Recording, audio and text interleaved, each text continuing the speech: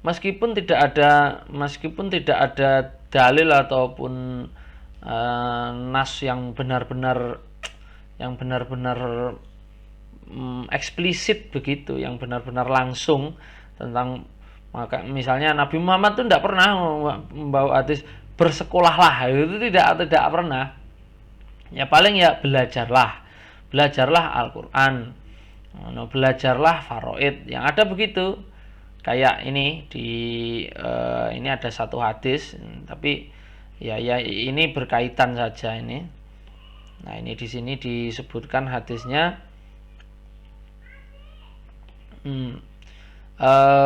ta'allamu al-ilma wa 'allamuhu. Belajarlah ilmu dan ajarkanlah. Diriwayatkan dari Abdullah bin Mas'ud radhiyallahu anhu bahwasanya Rasulullah SAW bersabda kepada Ibnu Mas'ud, ta'allamu al-ilma wa 'allamuhun nasa. Belajarlah ilmu dan ajarkanlah ilmu itu kepada orang-orang. Ta'allamul faraid, belajarlah ilmu faraid atau ilmu mawaris itu, dan ajarkanlah kepada orang-orang. Ta'allamul Qur'an, belajarlah Al-Qur'an. Wa 'allamuhu an-nasa, ajarkanlah juga pada orang-orang. Fa innimru'un magbudun, saya ini orang biasa yang suatu saat akan meninggal, yang akan dijabut. Magbud itu maknanya dijabut. Wal ilmu sayuntaqasu, dan ilmu akan berkurang. Wa tadharul fitan, dan nanti akan muncul fitnah. Hatta yahtalifa isnani, sehingga nanti akan bermusuhanlah dua golongan. Fi faridah, ya yang dalam hal urusan yang wajib. La yajidani ahadan yafsilu bainahuma, tidak akan menemukan jalan tengah atas permasalahan di antara keduanya. Tidak bisa dipisahkan. Nah, ini isyarat dari Nabi Muhammad. Nah, tapi nanti kita lihat hadisnya derajatnya gimana. Kemudian di sini ada hadis lagi, man ta'allamal ilma liyubahi bihil ulama wa yujari bihis sufaha wa yasrifu bihi wujuhun nas ilahi al-khalqullahu jahannam. Barang siapa menuntut ilmu untuk menggagahi atau ngengkei para ulama, terus kemudian wa yujari bihi sufaha, dan untuk membodohi orang-orang bodoh, dan wa yasrifu bihi wujuhun nas, dan biar kelihatan wow di depan manusia, adkhalahu lahu jahannam, maka Allah masukkan dia ke neraka jahanam. Ini hadis juga, tapi tidak tahu ini nanti hadisnya derajatnya gimana, kita lihat aja. Kemudian ada doa-doa yang berkaitan dengan ilmu. Ini ada doa-doa, ini hadis juga, tapi kita tidak tahu ini doa ini diambil dari hadis, tidak tahu hadisnya ini sahih atau tidak. Allahumma inni as'aluka ilman nafi'an wa a'udzubika min ilmin la yanfa'. Allahumma inni as'aluka ilman nafi'an wa rizqan thayyiban wa amalan mutaqabbalan. Ini hadis yang sudah masyhur sekali ini. Ya, mutaqab. Ada anekdot pendek itu, anak kecil disuruh doa itu masih pelo-pelo itu.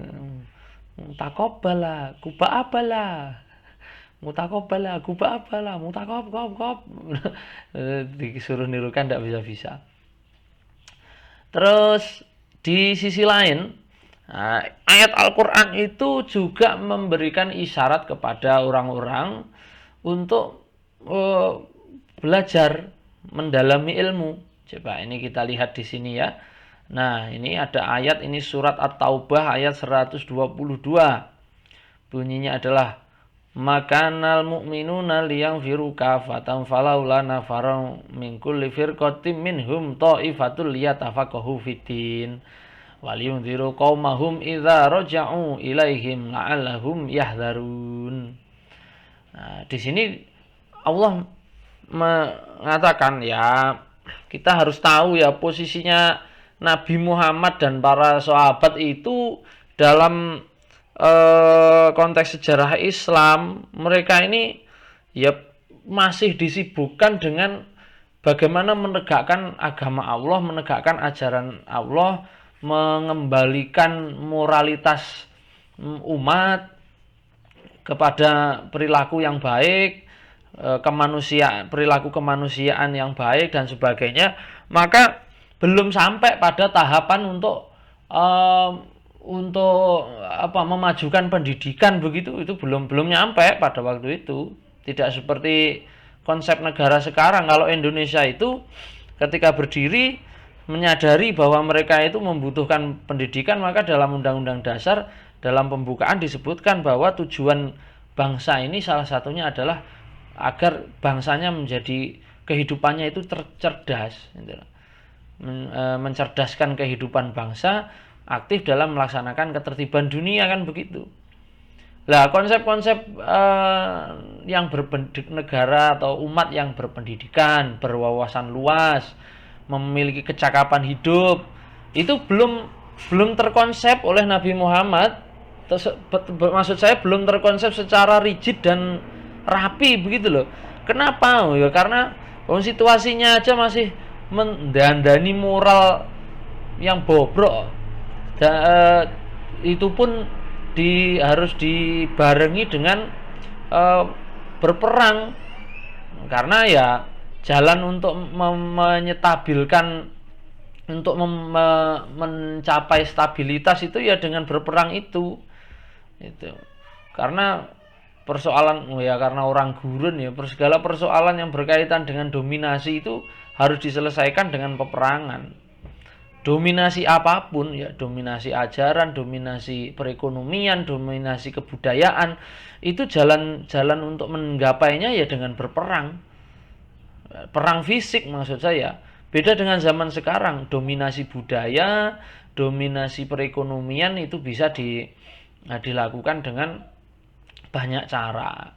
Dominasi perekonomian bisa dilakukan dengan ekspor besar-besaran, membuat kebijakan dagang internasional, perang kebudayaan dengan banyak-banyakan bikin film, biar terkenal budayanya. Nah seperti itu.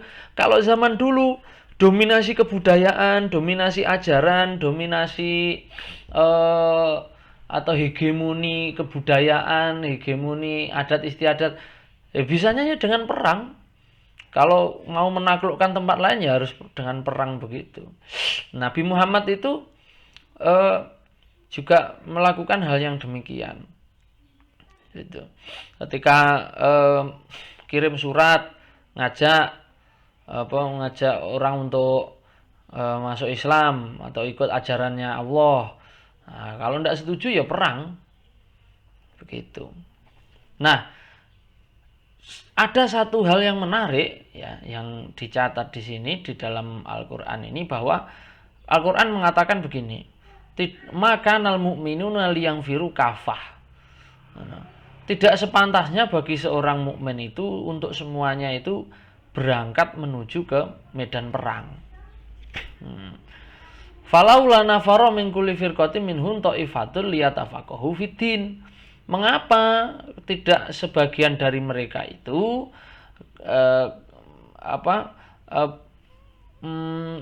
mengkhususkan diri begitu, mendedikasikan diri ya, sekelompok dari mereka itu mendedikasikan diri untuk liyatafaqahu fiddin, untuk mendalami ilmu agama, waliyundziru qaumahum, dan kemudian memberikan peringatan bagi kaumnya idza raja'u, ketika mereka telah pulang, ilaihim, kepada masyarakatnya, la'allahum yahdzarun, supaya mereka semuanya barangkali nanti bisa diberikan peringatan. Maksudnya jangan semua itu berangkat ke medan perang begitu loh.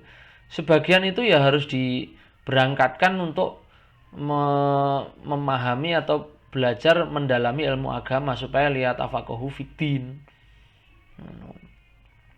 Nah, dengan adanya ayat ini itu tawanan-tawanan perang itu kan banyak yang pinter-pinter itu. Nah, tawanan-tawanan perang itu sebagian itu di sebagai tebusannya Jadi kalian harus paham